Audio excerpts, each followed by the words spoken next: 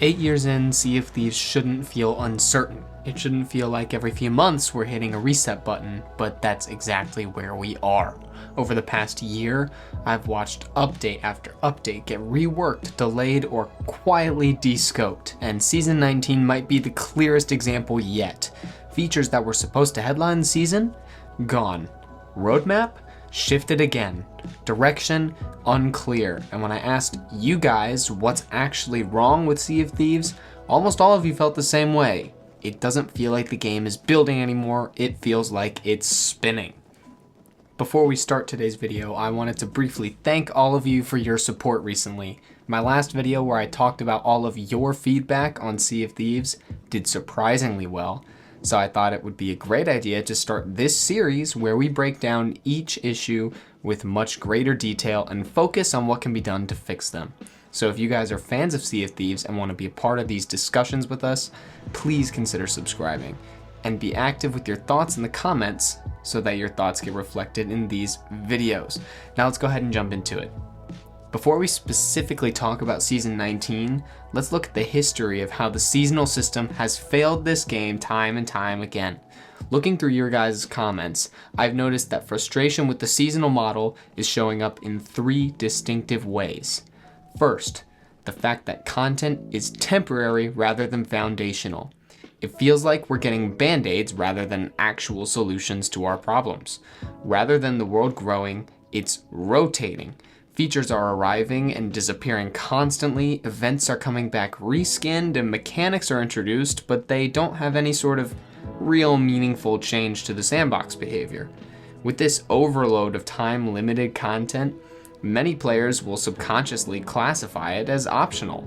If it's optional, it's most likely irrelevant and doesn't shape the world.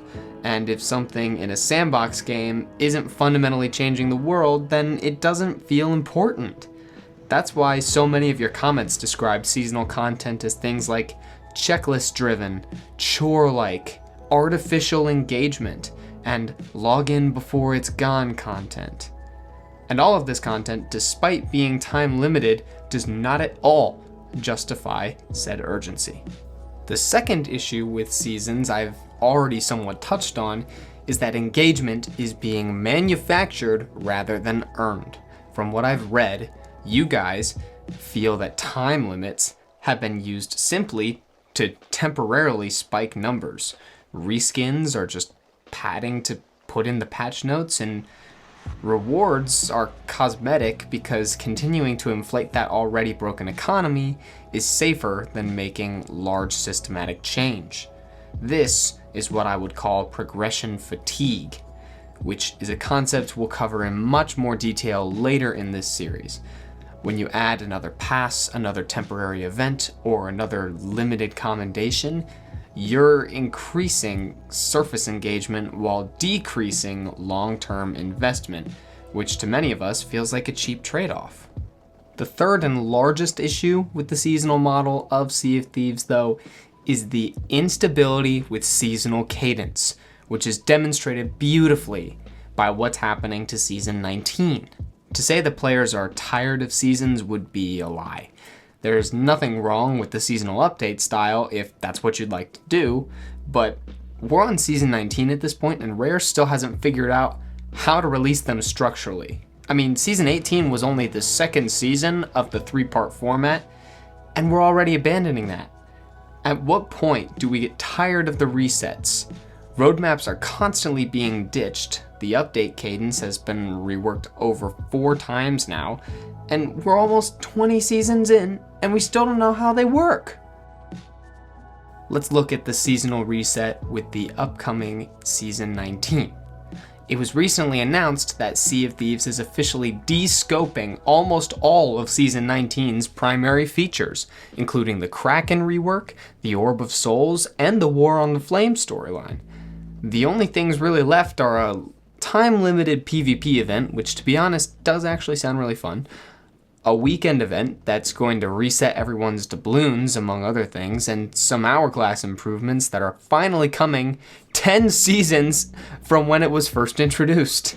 Season 19 has gone from a headline update to essentially a mere patch, and it's a lot more than cut content.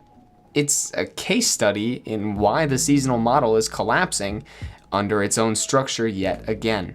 The seasonal model depends on reliable delivery, clear direction, and confidence in your own forward momentum, none of which are things I believe Sea of Thieves has right now. Season 19 is one of the clearest and most recent examples of the loop Sea of Thieves has been stuck in for years. We start off with announcing a new ambitious seasonal framework to get people excited. That framework inevitably misses the mark. Rare acknowledges that they've missed the mark. I believe Falcor actually said the devs have explicitly said that to the public exactly 42 times, which is crazy. And then the structure gets reset and we repeat. This has happened dozens of times through the game's lifespan. When a studio doesn't trust in long-term structure, they become forced to lean harder on things like short-term urgency. If you can't guarantee stability, you can at least guarantee play now or you'll miss it. And that's just a band-aid. And you guys have made it very clear to me that you want more than just a band-aid. Seasonal content feels hollow because it prioritizes rotation and urgency over permanence and real meaningful expansion. And Season 19 being partially canceled proves that the structure underneath the seasons isn't stable enough to support long-term confidence. If Sea of Thieves is going to recover, it won't be because of a bigger trailer, a flashier season name, or another time-limited voyage. It will be because Rare commits to stability, fewer resets, fewer experiments with structure, more permanent foundational updates that expand the sandbox and give players something lasting to invest in. The community isn't asking for miracles. They're asking for conviction. You guys are asking for conviction. And the hopeful part is that that's very fixable. The bones of this game are still incredible. The world, the sailing, the emergent chaos, it's all still there in the background. But it needs direction. If Rare can lock in, stop hitting restart, and actually build some forwards momentum instead of moving sideways, Sea of Thieves could be saved. It just needs consistency. I really hope you guys enjoyed today's video. I'm really excited about this new series to get to talk about what you guys think about Sea of Thieves, what is wrong and what can be fixed. Later this week, I'll be talking to you guys about the issues behind PvP. But what do you all think about the Sea of Thieves news? And what issues do you want me to talk about on this channel? Head down in the comments section. I can't wait to read all of your thoughts and interact with you guys because you guys are building such an awesome community. I want to seriously thank each and every one of you who has shown your support to me and this channel. The outpouring of love on our last video genuinely touched my heart. It's been absolutely incredible. You guys are seriously the best. If you aren't already subscribed, it would mean the world if you would consider joining us. But ladies and gentlemen, I hope you all have a great rest of your days, and I look forward to seeing you in the comments section, and of course, on the seas.